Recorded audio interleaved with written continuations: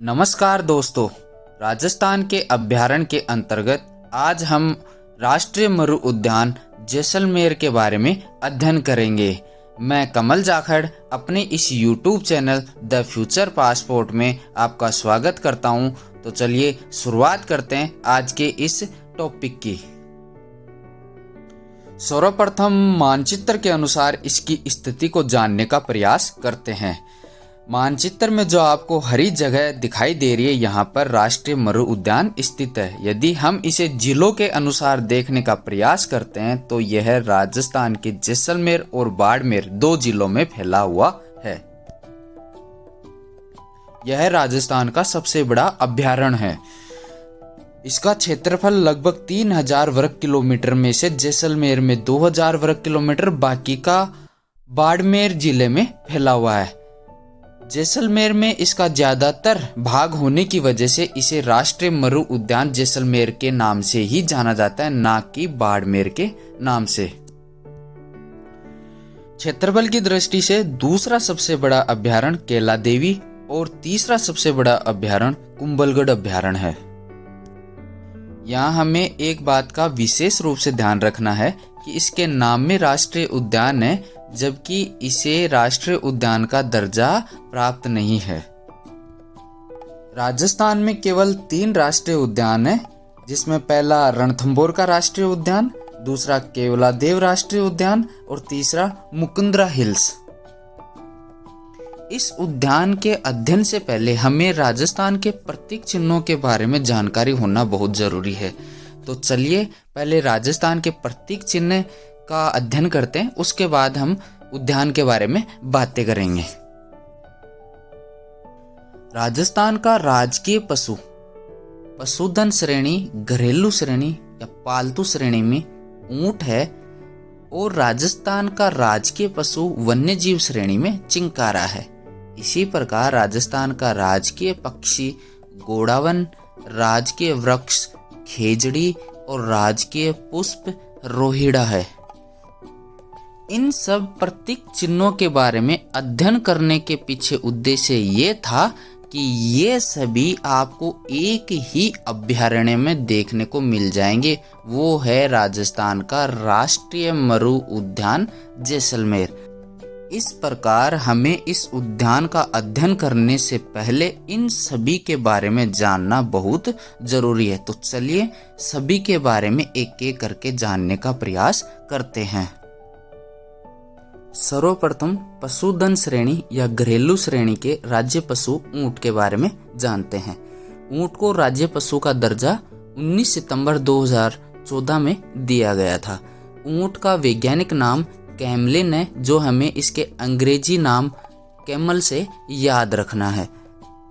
ऊंट को रेगिस्तान का जहाज या मरुस्थल का जहाज भी कहते हैं।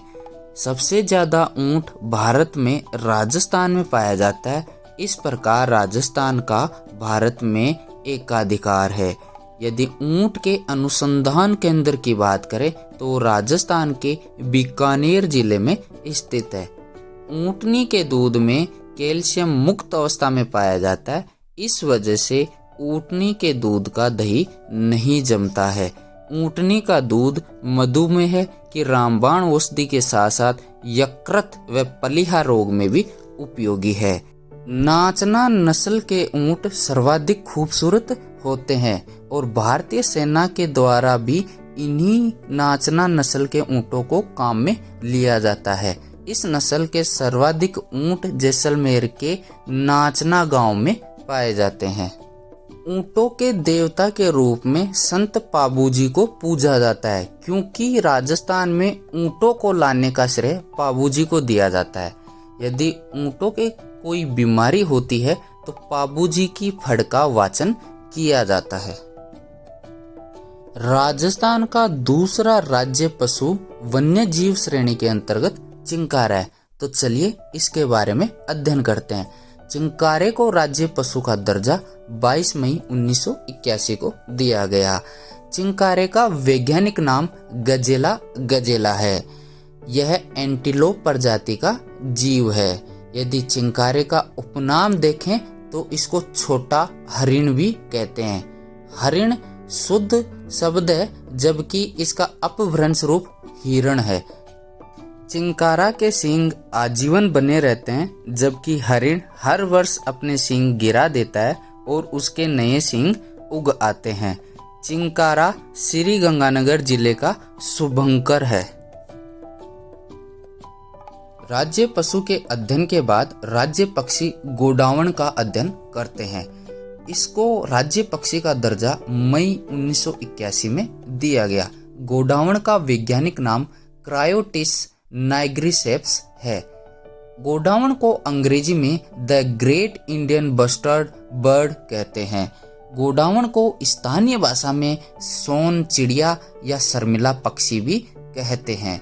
गोडावण के अन्य नाम इस प्रकार हैं: मालमोरडी, सारंग, हुकना, तुकद्दर, बड़ा तिल्लोर व गुदन मेर। अंतर्राष्ट्रीय संस्था IUCN की रेड डाटा लिस्ट के अनुसार इसको संकटग्रस्त प्रजाति की श्रेणी में रखा गया है। गोडावण के संरक्षण हेतु राज्य सरकार ने भी विश्व पर्यावरण दिवस 5 जून 2013 को राष्ट्रीय मरुद्यान जैसलमेर में प्रोजेक्ट ग्रेट इंडियन बस्टर्ड प्रारंभ किया था। यह प्रोजेक्ट प्रारंभ करने वाला राजस्थान भारत का प्रथम राज्य है। इसका शीर्षक था मेरी उड़ान न रोकें। चलिए अब राजस्थान के राज्य वृक्ष खेजड़ी के बारे में अध्ययन करते हैं। इसको राजस्थान का कल्प वृक्ष, थार का कल्प वृक्ष और रेगिस्तान का गौरव भी कहते हैं। खेजड़ी को तमिल में पेई में, कन्नड़ भाषा में बन्ना बन्नी, सिंधी भाषा में छोकड़ा, बंगाली भाषा में साई घाच, विश्नोई संप्रदाय इसको समी और स्थानीय भाषा में सीमलो के नाम से जानते हैं। खेजड़ी की हरी फलियां सांगरी कहलाती हैं और जबकि इसकी सूखी फलियां खोखा कहलाती हैं। खेजड़ी का पुष्प मिजर कहलाता है, जबकि खेजड़ी की पत्तियों से बना चारा लूम या लूंग कहलाता है। वैज्ञानिकों ने खेजड़ी के वृक्ष की आयु 5000 वर्ष तक बताई है। राजस्थान राज्य में सर्वाधिक प्राचीन खेजड़ी के 2 वृक्ष 1000 वर्ष पुराने मांगलियावास गांव अजमेर में देखने को मिल जाएंगे। आप सबने इतिहास में घटित घटना जो खेजड़ली गांव में हुई उसके बारे में सुना होगा, तो चलिए एक बार दोबारा उसका अध्ययन करते हैं। खेजड़ी के लिए प्रथम बलिदान अमृता देवी विश्नोई ने 1730 में 363 लोगों के साथ जोधपुर के खेजड़ली ग्राम या गुढ़ा विश्नोई गांव में भाद्रपद शुक्ल दशमी को दिया। इसी वजह से भाद्रपद शुक्ल दशमी को विश्व का एकमात्र वृक्ष मेला खेजड़ली गांव में लगता है। विश्नोई संप्रदाय के द्वारा दिया गया यह बलिदान साका या खड़ाना कहलाता है। इस बलिदान के समय जोधपुर का राजा अभय सिंह था और उसी के आदेश पर गिरधर दास के द्वारा इन 363 लोगों की हत्या की गई। खेजड़ली दिवस प्रत्येक वर्ष 12 सितंबर को मनाया जाता है। वन्य जीवों के संरक्षण के लिए दिया जाने वाला सर्वश्रेष्ठ पुरस्कार अमृता देवी वन्य जीव पुरस्कार है। इस पुरस्कार की शुरुआत 1994 में की गई।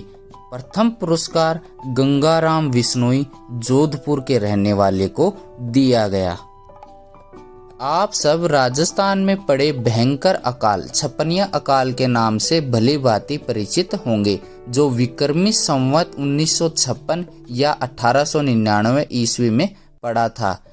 अकाल के इस समय लोगों ने अपनी भूख को मिटाने के लिए खेजड़ी के वृक्ष की छाल को पीसकर उसका सेवन किया था।